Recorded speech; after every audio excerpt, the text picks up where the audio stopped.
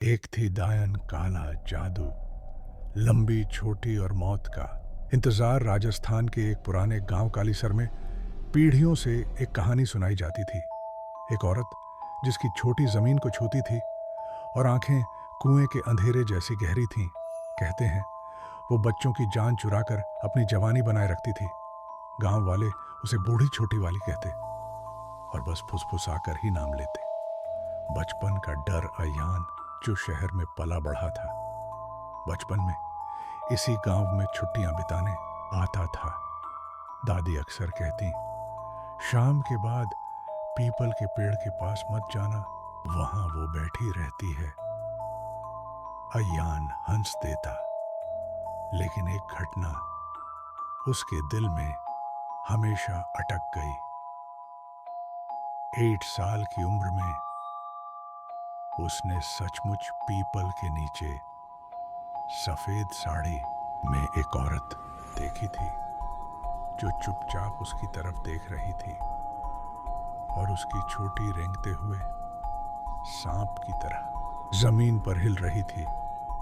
उस दिन के बाद उसने अंधेरे में कभी अकेले न जाने की कसम खा ली थी। वापसी 20 साल बाद अयान अपने बचपन के उस गांव लौटा। वजह थी दादी का निधन। दादी के घर में अब सिर्फ एक पुराना ताला और धूल थी। लेकिन गांव वालों से सुनकर वह चौंक गया कि पिछले 1 महीने में 3 बच्चे गायब हो चुके हैं। और हर बार गांव के पीपल के पेड़ के नीचे अजीब झाड़ू जैसी लकीरें पाई गईं। एक बूढ़ा आदमी फुसफुसाया, वो वापस आ गई है, छोटी वाली। रात का सामना दादी की चौकी के बाद अयान को गांव में ही रुकना पड़ा। रात गहरी हो चुकी थी, बिजली बार बार जा रही थी, बाहर कुत्ते लगातार भौंक रहे थे, मानो किसी अदृश्य चीज को देख रहे हों। करीब 1 बजे अयान ने खिड़की से देखा, पीपल के पेड़ के नीचे सफेद साड़ी वाली लंबी औरत खड़ी थी। उसकी छोटी रेंगती हुई ऊपर की शाखाओं तक फैली हुई थी और हवा में लहर रही थी। पर डर की बात यह थी, हवा बिल्कुल भी नहीं चल रही थी। आवाजें। अयान ने हिम्मत कर टॉर्च लेकर बाहर कदम रखा। जैसे जैसे वह पेड़ के पास गया, एक मीठी लेकिन सिहरन पैदा करने वाली आवाज सुनाई दी। हाँ, यान, आओ, मैं तुम्हारा इंतजार कर रही हूं। आवाज जैसे सामने से नहीं, बल्कि उसके सिर के अंदर से आ रही थी। पीपल के पास पहुंचते ही उसने देखा, पेड़ के नीचे ताजा मिट्टी खुदी हुई थी और उसमें से बच्चों के छोटे छोटे जूते और खिलौने झांक रहे थे। पहला हमला। अचानक पीछे से किसी ने अयान का कंधा पकड़कर झटका। मुड़ते ही उसने देखा, वो दायन थी, चेहरा लंबा और फटा हुआ, आंखें बिना पुतलियों के और होठों से खून टपकता हुआ। उसकी छोटी अयान की टांगों में लिपटकर ऊपर की ओर सरकने लगी, जैसे उसे पेड़ की ऊंचाई पर खींच रही हो। अयान ने चिल्लाकर टॉर्च की तेज रोशनी उसकी आंखों पर डाली। दायां एक क्षण के लिए कराह उठी और पीछे हट गई, लेकिन उसके होठों पर मुस्कान फैल गई। तुम नहीं बचोगे। काला जादू। अयान घर की तरफ भागा, दरवाजा बंद करके पीछे टिका। बाहर से खुरचने की आवाज आ रही थी, जैसे लंबे नाखून लकड़ी को चीर रहे हों। फिर खिड़की के शीशे पर एक काली परछाई उभरी, जिस पर लाल रंग से लिखा गया था, अगला तू है। अचानक अयान को याद आया, दादी हमेशा एक पुरानी पीतल की डिब्बी में लाल मिर्च और लोहे की कील रखती थी। और कहती थीं कि ये ही उससे बचा सकते हैं।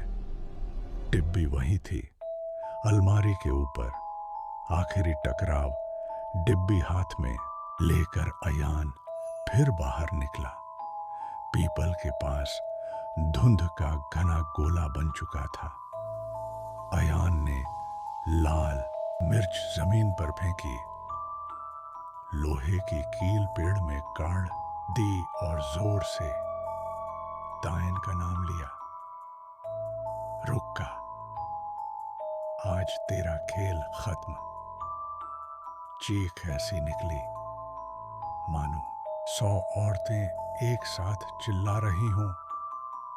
धुंध के बीच से दायन उभरी, उसकी छोटी हवा में तड़प रही थी और चेहरा पिघलने लगा।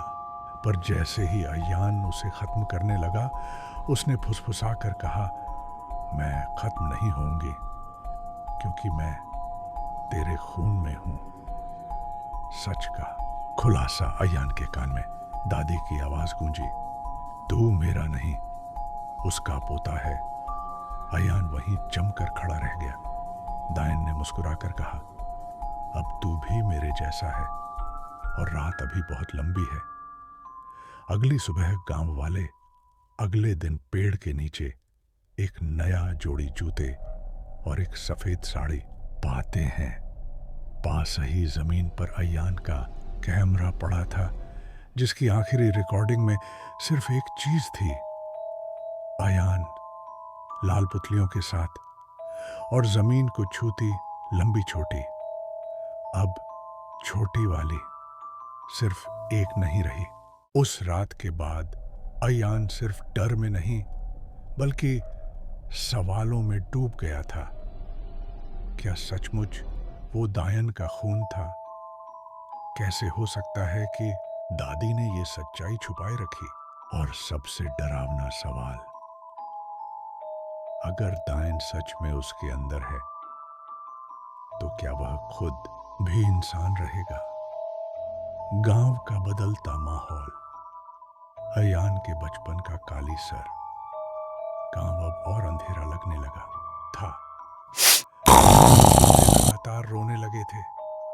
कुओं से अजीब बदबू आती और पेड़ की टहनियों में जैसे कोई लटकता दिखता। 3 और बच्चे गायब हो चुके थे और हर बार पीपल के पास काले बालों का एक गुच्छा मिलता।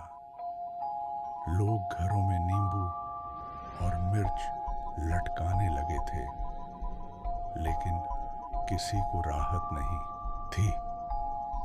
दादी की विरासत। अयान ने दादी की पुरानी अलमारी छानी।